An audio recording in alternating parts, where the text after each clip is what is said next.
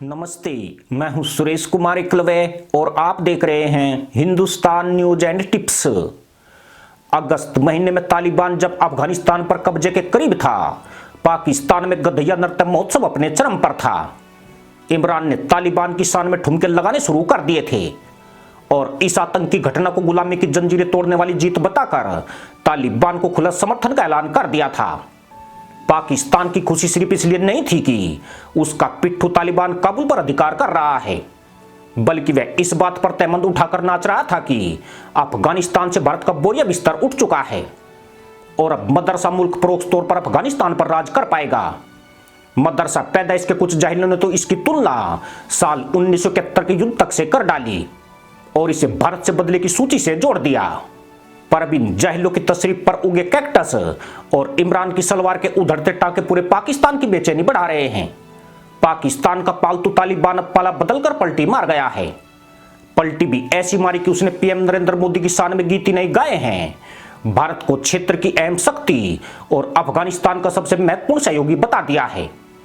जबकि जिस पाकिस्तान को तालिबान से अधिक उम्मीदें थी, उसके बारे में तालिबान ने जख्म पर नमक छिड़कने वाला बयान दिया है। उसने कहा है कि पाकिस्तान एक कमजोर मुल्क है और उसे दूसरी जगह से चलाया जा रहा है। निस्संदेह तालिबान का इशारा चीन की ओर है। यह बयान इसलिए भी चौंकाता है क्योंकि इससे पहले वो पाकिस्तान को अपना दूसरा घर बताता था।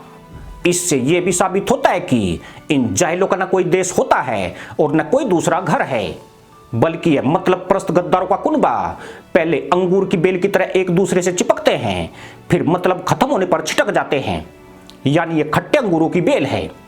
पाकिस्तान इनके लिए टुकड़ों की व्यवस्था नहीं कर पाया तो पहले उसे ही लात जमाई है। भारत ने 2 दिन पहले 160 कुंटल दवाइयां भेजी और 50,000 टन अनाज भेजने का वादा दोहराया तो इन्होंने भारत की शान में तशरीफ मटकानी शुरू कर दी। यूं भी पाकिस्तान और अफगानिस्तान भिखारियों वाली हालत में आ चुके हैं। कभी एक दूसरे की पीठ पर खुजाने वाले ये आतंकी उस्ताद जमूरे कई मुद्दों पर आपस में लट्ठम लट्ठा हो रहे हैं।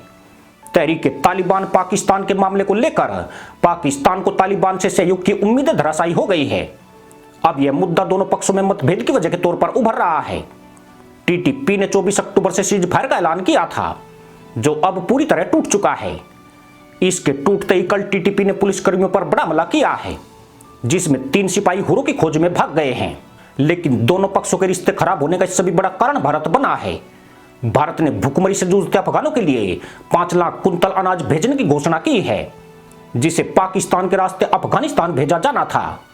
मगर मदरसा पैदाइश ने पहले मंजूरी देकर बाद में फिजूल सी शर्तें जोड़कर इस मदद में डंगा डाल दिया है। इससे तालिबान सरकार बुरी तरह से भड़की हुई है। तालिबान के कार्यवाहक विदेश मंत्री आमिर खान मुत्ताकी और कई प्रवक्ताओं ने इस पर पाकिस्तान की न सिर्फ आलोचना की है, बल्कि उस पर दबाव बढ़ाने के लिए भारत की तारीफें शुरू कर दी है। दरअसल तालिबान द्वारा भारत और पीएम मोदी की तारीफों के पीछे भी एक बड़ी कूटनीति काम कर रही है। तालिबान की सरकार जानती है कि अफगानों में भारत के प्रति बेहद सम्मान का भाव है। वे पीएम नरेंद्र मोदी के दीवाने हैं, जबकि अफगानिस्तान की धरती पर पाकिस्तान की तुलना कचरे से की जाती है, जिसके नाम मात्र से ही अफगानों को घृणा है। तालिबान अफगान जनता के करीब जाने के लिए पाकिस्तान की तशरीफ पर दुलत्तियां मार रहा है और भारत की शान में गीत गाने की कूटनीति पर अग्रसर है। भारत और तालिबान के रिश्ते अब वे नहीं दिखते हैं जो 24 दिसंबर 1999 में आईसी विमान 814 के हाईजैक के बाद बन गए थे। इनमें जमीन आसमान का फर्क आ चुका है। भारत की कूटनीति अब क्षेत्रीय सीमा से निकलकर अंतर्राष्ट्रीय स्तर के शीर्ष पर जा पहुंची है, जिसमें पूरी दुनिया को भारत की ताकत और अहमियत से रूबरू कराया जा रहा है। पाकिस्तान खुशी में फूलकर कुप्पा था कि भारत उसके पड़ोस से भाग गया है, पर वो यह स्थिति 2 महीने भी बनाकर नहीं रख सका। भारत ने इस बार तालिबान को अपनी अहमियत भी दिखाई और ताकत भी दिखा दी है। जब चीन, पाकिस्तान और रूस जैसे देश अफगानिस्तान में लालच की पटकथा लिख रहे हैं, भारत ने निस्वार्थ भाव से अफगानों को मदद देने की पेशकश की है। तालिबान भारत को इग्नोर करने का जोखिम नहीं उठा सकता है। उसे आभास हो चुका है कि अफगानिस्तान में लंबे समय तक बने रहने, दुनिया तक अपनी पहुंच बढ़ाने और अर्थव्यवस्था को पटरी पर लाने के लिए भारत एक बड़ा मददगार बन सकता है। पाकिस्तान, चीन दोनों ही दुनिया में अलग थलग किए जा चुके हैं। उनके प्रभाव में भारी गिरावट आई है और दक्षिण एशिया में सिर्फ भारत का ही डंका बज रहा है। चीन कर्ज के बदले बड़ी कीमत चाहता है, जो अफगानिस्तान के संसाधन उसे सौंप कर चुकाई जा सकती है। पाकिस्तान खुद ही भिखारी देश है और वहां खाने के लिए खुद ही लठ बज रहे हैं।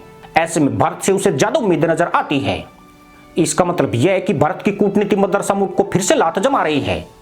अफगानिस्तान में जीतकर भी पाकिस्तान हार रहा है और भारत वहां से बाहर आकर भी पहले वाली ताकत का प्रदर्शन कर रहा है। इसी के साथ अनुमति दोस्तों, जय जवान जय किसान जय हिंद वंदे मातरम।